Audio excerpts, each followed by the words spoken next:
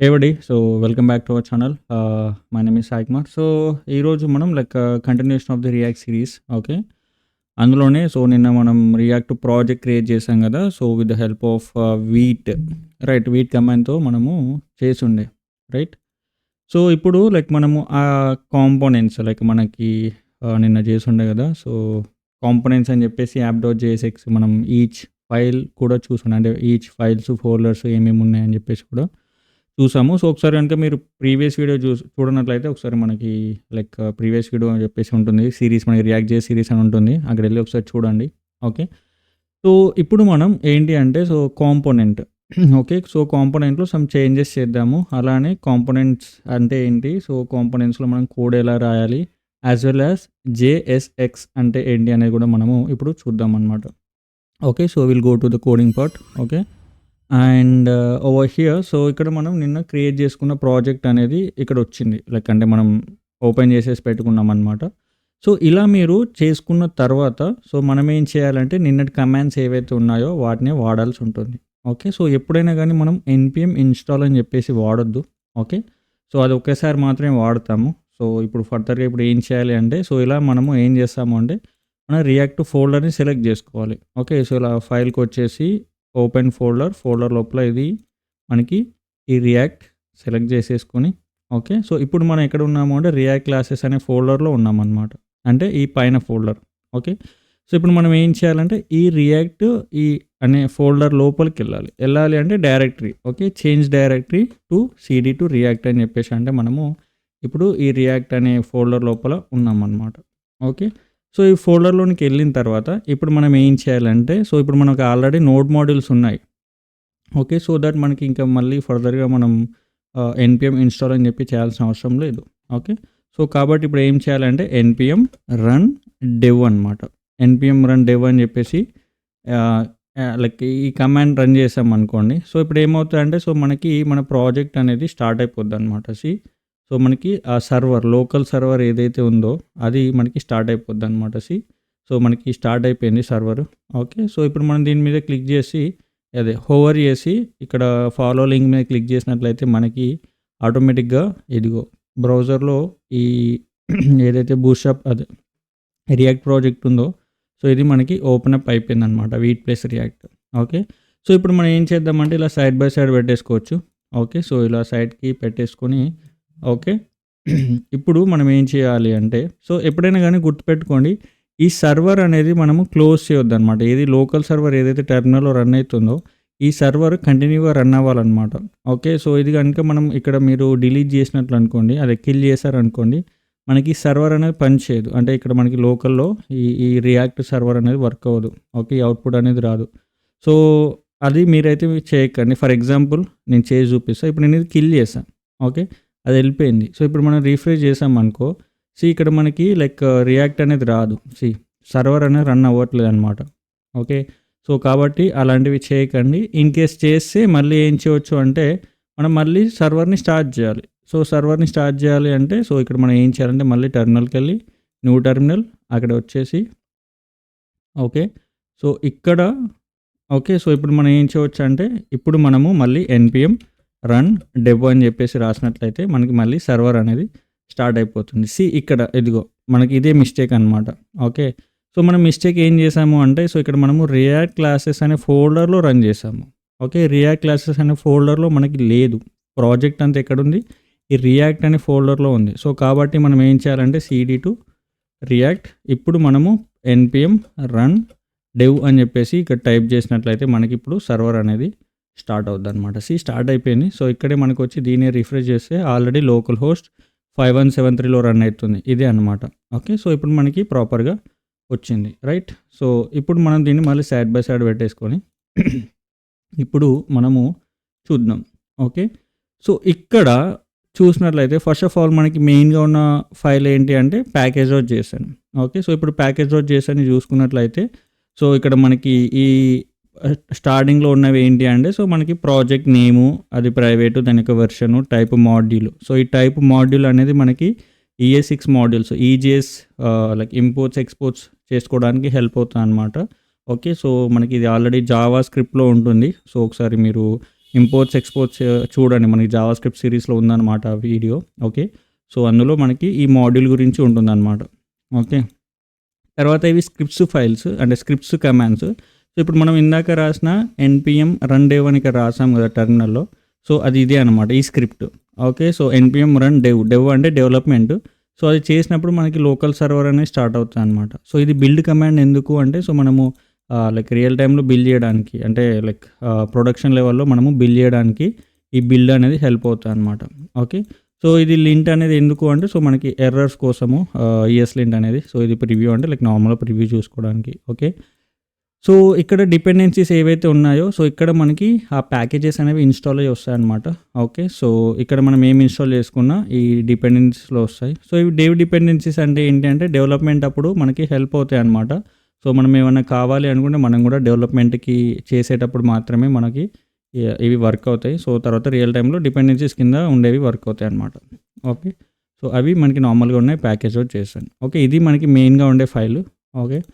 So, ఇంకా ఫర్దర్‌గా చూసుకున్నట్లయితే ఇక్కడ మనకి ఏదైతే మెయిన్ డాట్ జేఎస్ఎక్స్ ఉందో సో, ఈ మెయిన్ డాట్ జేఎస్ఎక్స్ అనే ఫైల్ అనేది మనకి మెయిన్ అన్నమాట. అంటే ఫస్ట్ రన్ అయ్యే ఫైల్ అన్నమాట. ఓకే. సో, ఈ ఫైల్‌లో నుంచే మనకి ఈ హెచ్‌టీఎంఎల్ నుంచి మనం తెచ్చుకుంటాం అన్నమాట. ఏంటి అంటే document dot get element by ID root. So, ఈ ఐడీ అనేది ఎక్కడ ఉంటది అంటే సో, మనకి హెచ్‌టీఎంఎల్ ఫైల్‌లో ఉంటుందన్నమాట. సో, ఇక్కడ మనకి కింద చూసినట్లయితే ఇక్కడ ఇండెక్స్ డాట్ హెచ్‌టీఎంఎల్ అనే ఫైల్ ఇదిగో ఐడీ. ఓకే. సో, ఈ ఐడీతో మనము ఇక్కడ మెయిన్ డాట్ జేఎస్ఎక్స్ అనే ఫైల్‌లోకి ఎలిమెంట్‌ని తెచ్చుకుంటున్నాం అనమాట. Based on it's ID. Okay. So, మనం ఏం చేస్తున్నామంటే రెండర్ చేస్తున్నాము. దేన్ని అంటే యాప్ డాట్ జేఎస్ఎక్స్‌ని. ఓకే. సో, ఈ యాప్ డాట్ జేఎస్ఎక్స్ అనేది లైక్ మనకి ఒక కాంపోనెంట్ అనమాట. ఈవెన్ దో ఈ మెయిన్ డాట్ జేఎస్ఎక్స్ అనేది కూడా ఒక కాంపోనెంటే. సో, బట్ స్టిల్ ఇక్కడ మనం లైక్ ఇది మెయిన్ ఫైల్ కాబట్టి సో, ఇక్కడ మనం దీన్ని ఏం టచ్ చేయొద్దు. సో, అంటే సమ్‌టైమ్స్ మనము ఎక్స్ట్రా కాన్ఫిగర్ చేసుకుంటాం అనమాట. వేరే అదర్ ఎక్స్‌టర్నల్‌గా ఉండే లింక్స్ కానీ, సమ్ అనదర్ ప్యాకేజెస్ కానీ మనం ఇక్కడ యాడ్ చేసుకోవచ్చు. Which is fine. Okay. So, ఇప్పుడు మనం ఏం చేయాలంటే యాప్ డాట్ జేఎస్ఎక్స్‌కి ఎళ్ళాల్సి ఉంటుందన్నమాట. And one more thing before going to see the app dot JSX మనకి ఇంకొకటి ఏంటి అంటే ఈ ఇండెక్స్ డాట్ సీఎస్ఎస్ అని చెప్పేసి మనకి సీఎస్ఎస్ ఫైల్ ఏదైతే ఉందో ఓకే. సో, ఇది మనకి గ్లోబల్‌గా ఉండే సీఎస్ఎస్ అనమాట. అంటే ఇక్కడ నువ్వు కనుక ఏదైనా సీఎస్ఎస్ రాసావు అంటే ప్రతి చోట మనకి అంటే ఇంకా మొత్తం ఎంటైర్ ప్రాజెక్ట్‌లో మనకి సీఎస్ఎస్ అనేది అప్లై అవుతుందన్నమాట. ఓకే. సో, కాబట్టి నేను ఇప్పుడు ప్రెజెంట్ ఏం చేస్తున్నా అంటే ఓకే. సో, ఈ ఇండెక్స్ డాట్ సీఎస్ఎస్ ఫైల్‌ని డిలీట్ చేస్తున్నా. మనకు అవసరం లేదు. ఇప్పుడైతే అవసరం లేదు. ఓకే. తీసేసిన తర్వాత ఇక్కడ నుంచి తీసేయండి. ఇంపోర్ట్ అనేది తీసేయండి. ఇంపోర్ట్ చేయాల్సిన అవసరం లేదు. ఓకే. సో, ఇంకొకటి ఏంటంటే ఈ యాప్ డాట్ సీఎస్ఎస్ అనేది కూడా మనకి ఇక్కడ అవసరం లేదనమాట. సో, కాబట్టి నేను యాప్ డాట్ సీఎస్ఎస్‌ని కూడా నేను డిలీట్ చేస్తున్నా. ఓకే. సో, ఇది మనకి ఇప్పుడు అవసరం లేదు. సో, ఇంకా నెక్స్ట్ చూసుకున్నట్లయితే మనకు ఉన్నవి రెండే ఈ అసెట్స్ కూడా అవసరం లేదు ఇప్పుడు మనకిది. అసెట్స్ కూడా తీసేయండి. ఓకే. సో, ఈ అసెట్స్ అనేది ఎక్కడి నుంచి మనకి ఎర్రర్ వస్తుంది. ఎక్కడుందంటే యాప్ డాట్ జేఎస్ఎక్స్ నుంచి మనకి ఎర్రర్ వస్తుందనమాట. సో, ఇప్పుడు మనం ఏం చేయాలి అంటే యాప్ డాట్ జేఎస్ఎక్స్‌కెళ్ళి సో, ఇక్కడ మనకి పైన ఇంపోర్ట్స్‌లో ఉందనమాట. ఓకే. సో, ఈ అసెట్స్‌లో మనం ఇందాక తెచ్చుకున్నాం కదా రియాక్ట్ లోగో. సో, అది. సో, ఇక్కడ మనం ఏం చేయొచ్చు అంటే ఇవి లైక్ తీసేయొచ్చు. ఇది తీసేసి మనకి అక్కడ ప్లస్ ఇక్కడ కూడా మనము ఏం పెట్టట్లేదు కాబట్టి అసలు లోగోని ఇక్కడ యూజ్ చేస్తున్నాం. సో, కాబట్టి ఈ ఎంటైర్ లోగోని కూడా మనం తీసేయొచ్చు అనమాట. Which is fine. Okay. So, మనకు అవసరం లేదు. ఓకే. సో, ఇక్కడ మనకి ఇది వెళ్ళిపోయిందనమాట. ఓకే. సో, ఇంకా అంటే సో, యాప్ డాట్ సీఎస్ఎస్ కూడా లేదు. దీన్ని కూడా తీసేయండి. అదే ఎర్రర్ వస్తుంది. ఓకే. యాప్ డాట్ సీఎస్ఎస్ కూడా మనకు అవసరం లేదు. ఇక్కడ మనకి రియాక్ట్ లోగో పోయింది. వీట్ లోగో మాత్రమే ఉంది. ఇందాక అసెట్స్‌లో ఉండే రియాక్ట్ లోగో ఉంది కదా!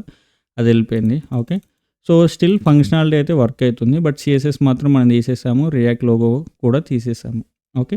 సో, ఇక్కడ మనం ఏదైతే చేంజ్ చేస్తామో సో, ఫర్ ఎగ్జాంపుల్ ఇక్కడ వీట్ ప్లస్ రియాక్ట్ అని ఉంది కదా! సో, ఇక్కడ మనం ఏం చేయొచ్చు అంటే రియాక్ట్ జేఎస్ అని కూడా రాసుకోవచ్చు అనమాట. ఇక్కడ నేను రాయగానే చూసారా ఇమ్మీడియేట్‌గా ఇక్కడ మనకి కంపైల్ అయిపోయి మనకి ఇమ్మీడియేట్‌గా అవుట్‌పుట్ కూడా వచ్చేస్తుందనమాట. ఓకే. సో, ఇక్కడ మనం ఇంకా చేంజ్ చేయొచ్చు. So, hello wheat plus react అని చెప్పి రాసామనుకో నేను ఇలా సేవ్ చేయడమే లేటు. సో, చూసారా మనకి ఈ యొక్క అవుట్‌పుట్ అనేది ఇమ్మీడియేట్‌గా ఇక్కడ వచ్చేస్తుందనమాట. రైట్. సో, ఇక్కడ మనం చూసుకున్నట్లయితే ఓకే. 1 మినిట్. సో, ఏదైతే ఈ నా వీడియో ఉందో సో, దీన్ని నేను సో, ఇక్కడ సైడ్‌కి పెట్టేస్తున్నా. ఓకే. యెప్. సో, ఇక్కడ మనకి ఇలా ఉందన్నమాట. ఓకేనా? So yep. ఓకే. సో, ఇక్కడ మనకి ఇలా వచ్చేసిందనమాట. రైట్? సో, ఇది ఏదైతే ఉందో మనకిక్కడ ఓకే. సో, ఈ రిటర్న్‌లో అది చూసుకున్నట్లయితే దీన్నే లైక్ ఫంక్షన్ కాంపోనెంట్ అని చెప్పేసి అంటారు. ఓకే. సో, మనకి ఫంక్షనల్ కాంపోనెంట్స్ ఉంటాయి. క్లాస్ బేస్డ్ కాంపోనెంట్స్ అని చెప్పేసి ఉంటాయన్నమాట. ఓకే. సో, ఇక్కడ మనం చూసుకున్నట్లయితే ఈ కాంపోనెంట్‌ని సో, మనకిక్కడ వీళ్ళు ఏం చేశారు అంటే ఇంపోర్ట్ యూజ్ స్టేట్ అని చెప్పేసి రియాక్ట్ దగ్గర నుంచి తెచ్చుకున్నారు. సో, ఈ రియాక్ట్ అనేది ఏంటి అంటే ఒక ప్యాకేజ్. సో, ఇక్కడ మనం ప్యాకేజ్.json చూసుకున్నట్లయితే ఇదిగో రియాక్ట్ అనేది ఇక్కడ ఉంది. సో, ఈ రియాక్ట్ ఏదైతే ఉందో దాంట్లో నుంచి మనకి యూజ్ స్టేట్ అని చెప్పేసి ఒక స్టేట్‌ని తెచ్చుకున్నారనమాట. సో, అక్కడ మీరు దాని గురించి లైక్ మీకు అవసరం లేదు. ఇప్పుడు ఈ యూజ్ స్టేట్ అంటే ఏంటి, ఎలా అనేది మనం ఫర్దర్‌గా హూక్స్‌లో వస్తాయన్నమాట ఇవన్నీ. ఓకే. అవన్నిటిని హూక్స్ అంటారు. ఓకే. సో, వాటిని మనము చూద్దాము. ఓకే. సో, ఫర్దర్‌గా ఇప్పుడు లైక్ చూసుకున్నట్లయితే ఇదొక ఫంక్షన్ అనమాట.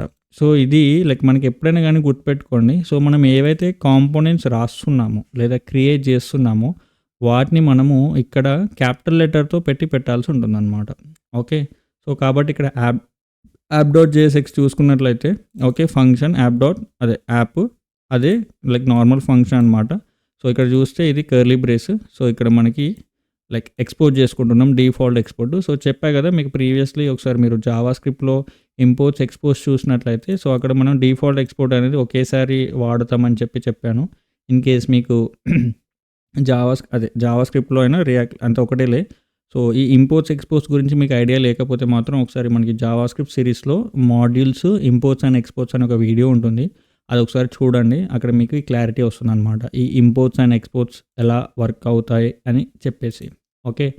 సో, ఇప్పుడు ఇక్కడ మనం చూసుకున్నట్లయితే ఇది ఏదైతే మనకు కనిపిస్తుందో ఓకే. సో, ఇక్కడ చూస్తే ఇది HTML కైండ్ ఆఫ్ కోడ్ లాగా ఉంది కదా! ఇది HTML కాదనమాట. ఏంటి అంటే దాన్ని JSX అంటారు. ఓకే. సో, JSX అంటే ఏంటి అంటే జావా స్క్రిప్ట్ XML అని చెప్పేసి అంటారనమాట. ఓకే. సో, దాన్ని ఎందుకు అలా అన్నారు అంటే సో, మనం ఇక్కడ HTMLతో పాటు మనం జావా స్క్రిప్ట్ వేరియబుల్స్‌ని కూడా మనం ఇక్కడ లైక్ రెండర్ చేయొచ్చనమాట. ఓకే. సో, ఈ కోడ్‌ని చూసి మీరైతే టెన్షన్ పడకండి. సో, ఇప్పుడు ఎగ్జాంపుల్ కింద దాన్ని JSX అనడానికి గల రీజన్ ఏంటో నేను ఇప్పుడు చెప్తాను. ఓకే.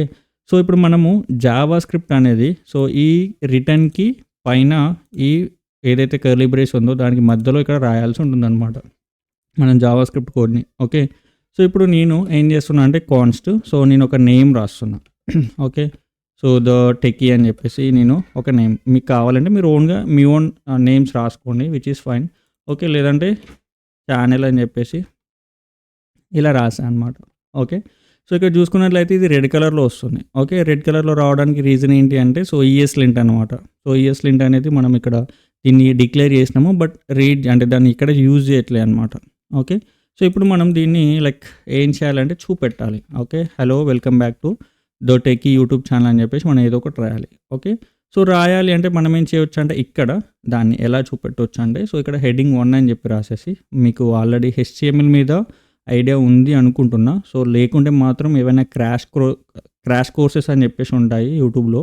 సమ్ అనదర్ ఛానల్స్‌లో ఒకసారి చూడండి. లేదా కంప్లీట్‌గా మాకు HTML, CSS కూడా కోర్స్ కావాలి అంటే నాకు ఒకసారి కామెంట్ చేయండి. So, I will do a videos on that series చేస్తాను దాని మీద కూడా HTML అండ్ CSS మీద. ఓకే. యెప్. సో, ఇక్కడ మనకి ఈ హలో అని చెప్పేసి ఇక్కడ హలో అని చెప్పేసి రావాలి. ఓకే.